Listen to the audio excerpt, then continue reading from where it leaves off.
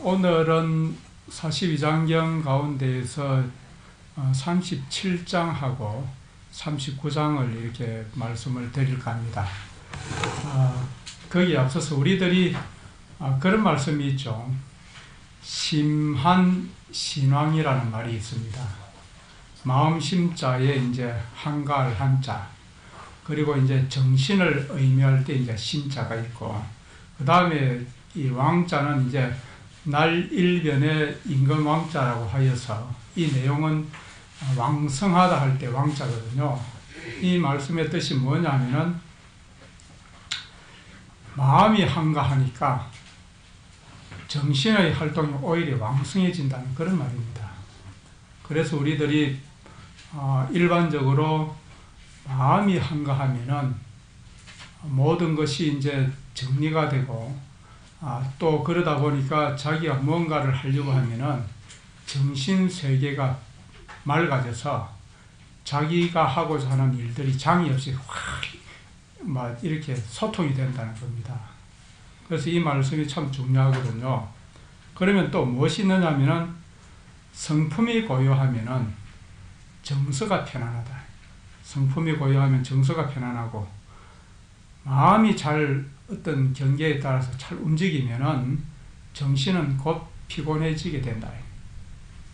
그러면 참됨을 지켜야만 뜻이 온통 가득 이렇게 차게 되고, 또 바깥 경계를 따라가자 이제 뜻도 함께 옮겨져 가게 된다, 이렇게 하거든요. 그래서 그 말씀의 뜻은 무엇을 의미하고 있느냐 하면은 여기에 있는 것이 이제 고요해야지 평화가 깃든다. 내 마음에 안정이 들고, 마음이 이리저리 휘둘리게 되면은 정신이 참 피곤하고 지치게 된다는 거죠. 그러면 어떻게 하는 것이 가장 바람직하냐 하면은 참됨을 잘 간직하게 되니까 뜻이 충만해진다. 자기가 가지고 있는 뜻이 충만해지고, 그리고 바깥 사물에 정신이 팔리게 되면은 뜻을 제대로 가누기가 힘들게 되네. 그래서 결론은 무엇을 말하고 있느냐 하면은 고요해야지 활발하다. 우리들이 그러지 않습니까? 흔들리면 어지럽죠. 그래서 잡다한 이렇게 여러 가지 일들에 이리 끌려다니고 저리 끌려다니고 이리 부딪히고 저리 부딪히게 되다 보면은 정말 답답하기 짝이 없다는 것이죠. 그러다가 이제 마음을 내어서 간혹 이제 산속을 찾아서도 말이지, 머릿속에는 온통 이제 다른 어떤 생각만 가득할 수밖에 없게 된다는 겁니다. 그래서 이 정신이 왕성한 걸 하고 마음이 바쁜 것을 혼동하면 안 된다는 것이죠. 정신이 왕성한 것, 마음이 바쁜 것, 다르다는 것이죠. 왜냐하면은 이 상황에서는 이제 마음이 바쁜 것은 마음속에 어떤 생각이 일어나기 바쁘게 우리들이 그 생각을 쫓아서 내달리기 때문에 마음은 이제 곧 바닥을 드러낼 수밖에 없게 된다는 것이죠. 그러다 보니까 정신은 어떻게 되겠습니까? 늘 피폐해지고 있다는 것이죠. 왜 이러고 살고 싶은 생각이 하루에도 몇 번씩 불쑥불쑥 들지 않습니까? 그죠? 그럴 때 이제 이때 보면은 송나라 때 이종이라는 이가 이제 정거라는 시를 썼는데, 이 고요할 정자 머무를 거자거든요. 고요하게 머무는 시를 지었다. 이제 이종이라는 이가 마음이 넉넉하면 몸도 따라 넉넉하다. 마음이 넉넉하면 몸도 따라 넉넉한데, 몸 한가운데 마음만 바쁘니까, 몸 한가운데 마음만 바쁘니 다만 걱정은 이것일세. 다만 걱정은 이것일세. 마음이 한가로워서 어디에서건 즐긴다면은 굳이 말이지 구름과 산을 따질 것 없다 말이지. 이렇게 이제 표현을 하였어요. 그래서 마음이 한가로워지면은 일거수일투족의 그 유유자적이 절로 배이게 된다는 겁니다. 내가 마음이 그 여유롭지 못하면은 상대방의 꼬투리나 좀 내 눈에 그 벗어나게 보이는 것이 얼마나 많이 드러나 보입니까? 꼭 한마디를 일러줘야 되겠다 싶기도 하고, 정말 저 마음이 안 든다고 자꾸 마음속에 생각을 자꾸 그 쌓아가게 된다는 것이죠. 그러니까 이 중요한 것은 여기에서 이제 그 정말 그 몸은 한가롭다 말이지. 그런데 마음이 한가롭지 못한 상태와 같다는 것이죠. 내가 할 일이 없는데 몸은 한가로운데 마음이 한가롭지 못한 상태가 어떻게 되느냐 하면은, 마음이 여유로워지면은 일거수일투족이 이제 유유자적함이 저절로 되어 나오는데, 문제는 이렇다는 것이죠.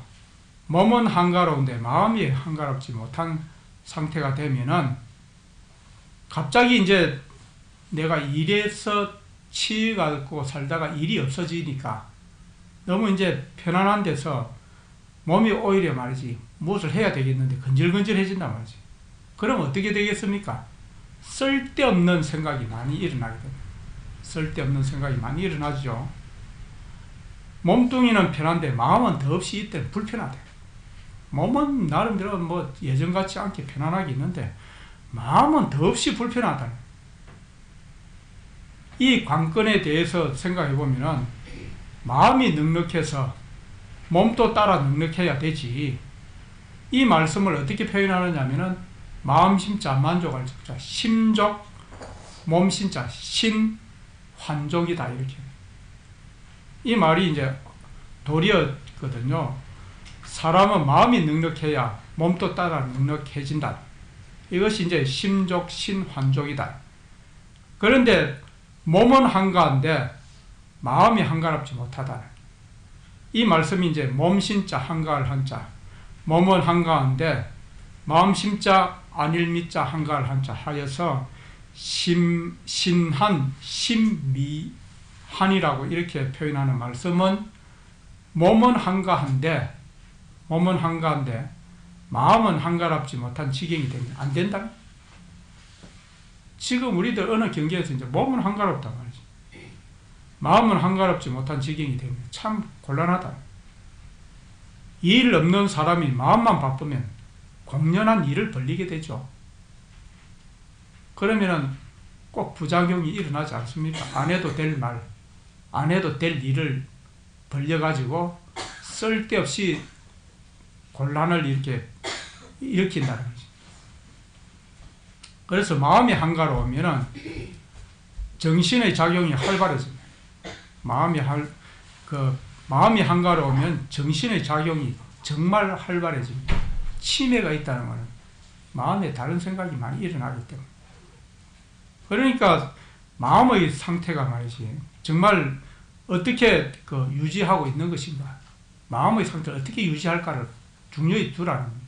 그래서 제가 42장경 강의하고 법문하는 이 말씀이 마음의 상태를 어디에 두는 것이 가장 바람직한 것인가에 이제 중점을 두고 말씀을 드린 겁니다. 그래서 이제 이번 42장경하고 다음 달 법회의 42장경을 이제 마무리를 하려고 그렇게 합니다. 다음 달 법회에 이제 42장경을 마무리를 하고, 그 다음 이제 다음 달이 3월 3진날이죠. 그때 내가 이제 42장경을 마치고, 이제 4월달 이렇게 지나서 4월달 초3일에는 내가 이제 보살계 법망경을 강의를 하는 것이 좋을 것 같다, 이렇게 생각이 듭니다. 보살계 이제 우리가 계를 받아 지니면은 어떠한 유익함이 있고, 우리 삶의 장애를 어떤 이제 고비를 잘 넘길 수 있는 것이 될 것인가. 그리고 내가 이 인생에 태어나서 결국은 경험하고 맞이하는 것이 죽음이라는 것이 되겠는데, 이 죽음의 어떤 문 앞에 다가가게 된다 하더라도 결코 두려워하거나 또 고통과 괴로움에만 이렇게 천착하지 않게 된다는 그런 말씀들이 이제 법망경에 잘 설해져 있습니다. 그 내용을 실은 또 제가 전공이 뭐 어떻게 하였던지 유를 전공을 하였기 때문에 이 부분은 어느 누구보다도 이제 좀 자신 있게 말씀을 드릴 수 있는 부분이 된다는 것이죠. 실제 이제 실체는 좀 부족하다고 여기지는 것도 저 자신에게도 이제 있습니다만, 그보다는 정신 세계에 어떤 마음가짐을 가지는 것이 가장 바람직한 것인가, 거기에 이제 살펴볼 수 있는 것이죠. 그래서 이제 마음이 한가로우면 정신의 작용이 활발해지기 때문에 건강한 생각이 어떻게 솟아나느냐 하면은 샘 솟듯이 솟아나게 됩니다. 마음이 한가로우면 정신의 작용이 활발해지니까 건강한 생각이 샘솟듯이 솟아납니다. 건강한 생각이 일어나면은 절대 우리가 불편하거나 두렵거나 불안해 할 이유가 없게 된다는 것이죠. 그러면은 나는 마음이 한가로운 사람인가? 돌아보라는 거죠. 나는 마음이 한가로운 사람인가? 몸만 한가롭고 마음은 한가롭지 못한 사람입니다.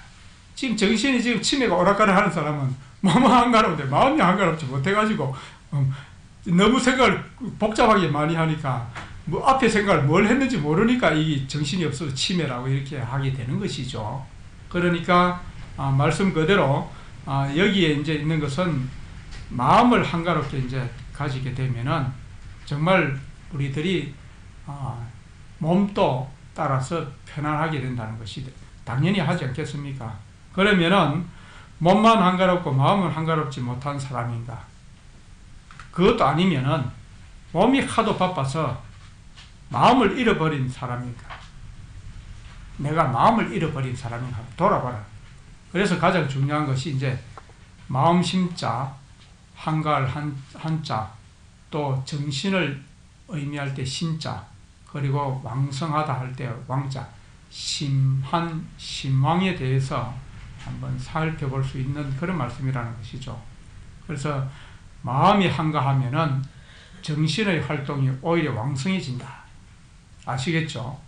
그래서 이렇게 이제 생각을 해보고, 그리고 이제 42장경을 이제 공부하면서 무엇을 생각하고 무엇을 느꼈는지를 정리를 해봐야 할 시점이다, 이렇게 생각이 됩니다. 제가 말씀드렸던 42장경에서는 초지일관하면서 어떤 내용이냐면 욕탐에 대해서 경계하고 욕탐에 벗어날 것을 강조하고 주장을 하고 있는 내용입니다. 이 말씀을 이제 비교한다면은 구리를 재련해서 훌륭한 그릇, 또 물건을 만들 때 제일 먼저 무엇을 해야 되겠습니까? 불순물을 제거해야 됩니다. 이 그런 과정을 거쳐야 하는 것처럼 불도를 수행하고 정진할 때에도 마음속의 애욕과 물욕의 욕심과 그 집착으로 이야기할 수 있는 불순물을 제거해야 한다고 제가 말씀을 드렸지 않습니까? 그래서 여기에 애욕을 말하는데, 애욕이란 감정에 대한 욕심입니다. 애욕은 감정에 대한 욕심이고, 물욕은 재물에 대한 욕심입니다. 물욕은. 그래서 집착이라고 할 때 집착은 감정과 재물을 소유하려고 하는 욕망이다. 감정과 재물을 소유. 나의 감정이 있다는 것이죠. 나의 감정이 집착한다. 그러니까 갈등이 일어나지 않습니까? 가지려고 하는 것이 욕심이고 잡으려고 하는 것이 집착이다. 그래서 우리가 가수 김수철이가 이런 말을 했죠. 노래를. 왜 가지려고만 하니? 왜 잡으려고만 하니? 그런 가사가 있죠. 그 다음에는 또 그 가사 다음에는 뭐냐면 정신 차려 이 친구야. 이렇게 이제 왜 가지려고만 하고 잡으려고 하는 행위를 정신 차리지 못한 정신 나간 것이라고